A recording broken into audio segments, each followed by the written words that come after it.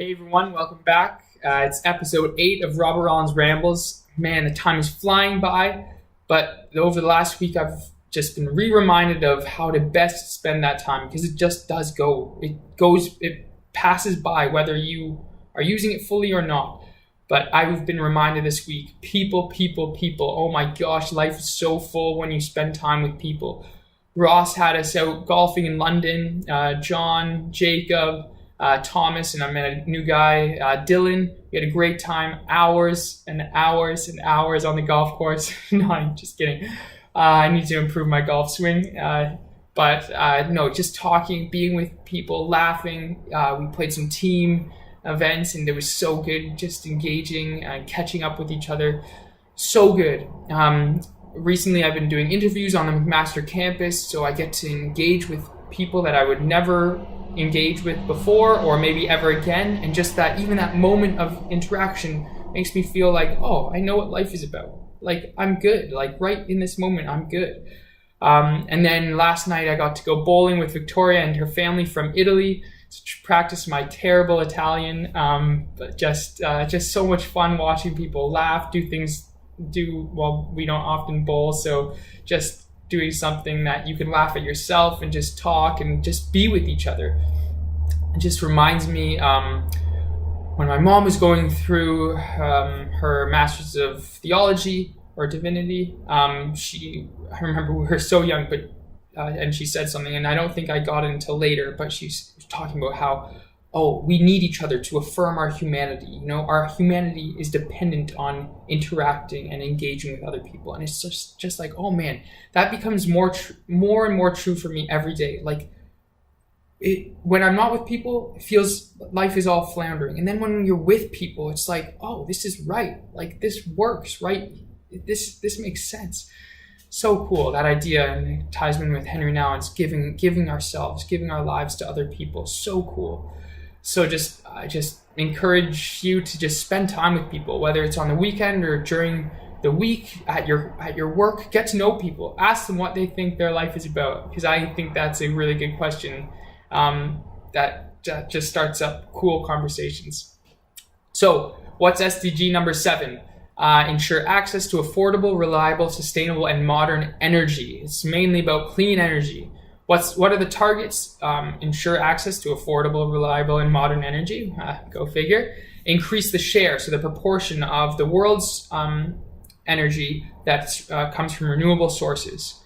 Double global rate of improvement in energy efficiency. So I don't know if you see reports of, solar is becoming this and X amount more percent efficient. Oh, that's fantastic. So double the global rate of improvement in energy efficiency.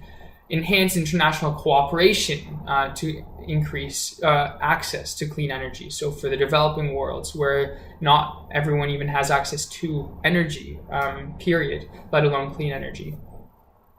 What's our situation? Well, I just said over 1 billion people have no access to electricity, none at all. So they can use fires and charcoal, but no electricity, no source of electricity. That's 1 in 7 people. Line them up. So basically 1 of my family, and one of them has never turned on a light in their house, or just crazy, mind-blowing. Now, in terms of overall, globally, 18.3% of the world's energy is from renewable sources. That means, just think about it, that means over 80% of our energy is coming from sources that are quickly depleting, whether it's slowly or quickly, or it's running out. That's 80%. So 80% of the energy we use when we turn on our light, when we drive our car, is just literally that's it. One-time use, boom, gone. That's crazy. Like, we talk about single-use plastics. Do we talk about single-use energy? It's craziness. And then, to make it worse, in highly human in countries, or the Organization for Economic Cooperation and Development countries, so OECD, which is like a subset of the UN of high human development index countries who have lots of money, big GDPs. Less than 10% of their energy production or usage comes from renewables. So over 90% of our energy is single-use energy. 90%. Wow, that's Craziness. How about Canada? Well, we do a bit better. 18.1% of our energy demands are met with renewable, so right around global average. Hydro, we're pretty good. 18.1% is our overall energy. So in terms of electricity, specifically, 60% of our electricity comes from hydro, which is technically a renewable. I mean, there's some pros and cons to that, like habitat destruction, but I mean, it's pretty all right. Obviously, Canada and the SDGs, looking at the inequality within a country.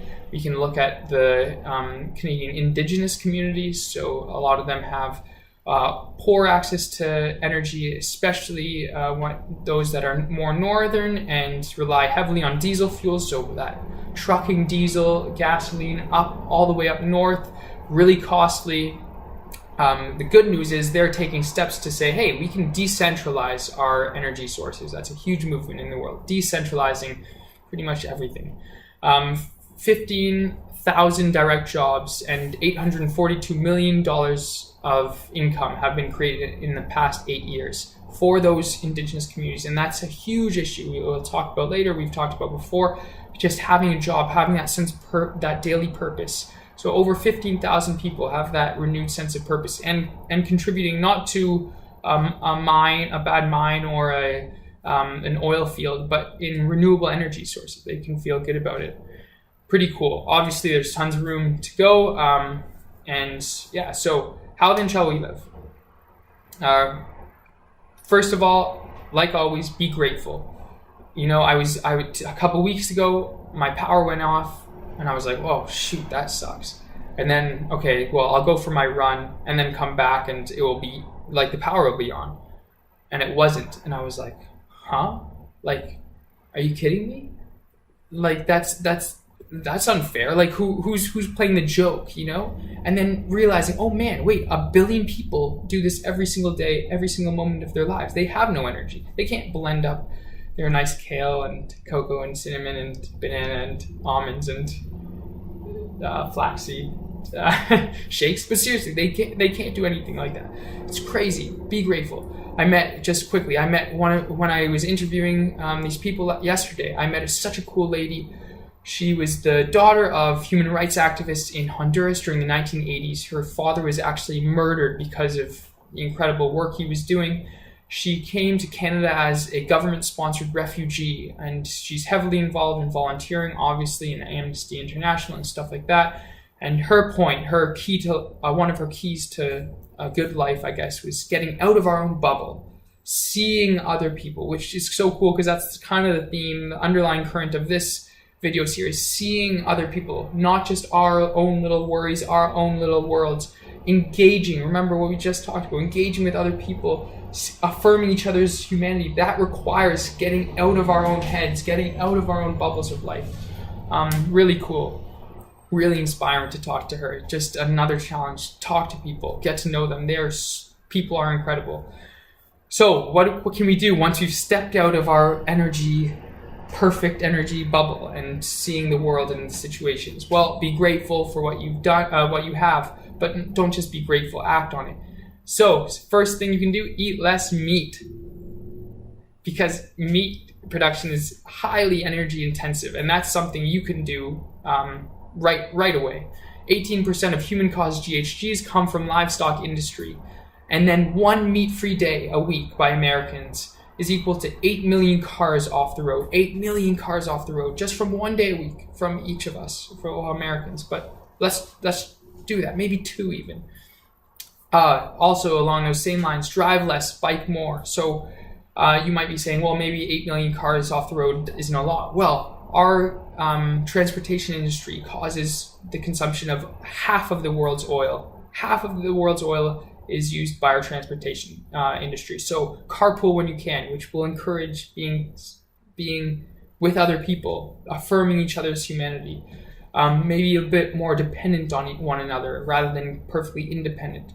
That goes a huge way in reducing your energy bill, reducing your carbon footprint, and getting you to engage with people at work, on the weekend.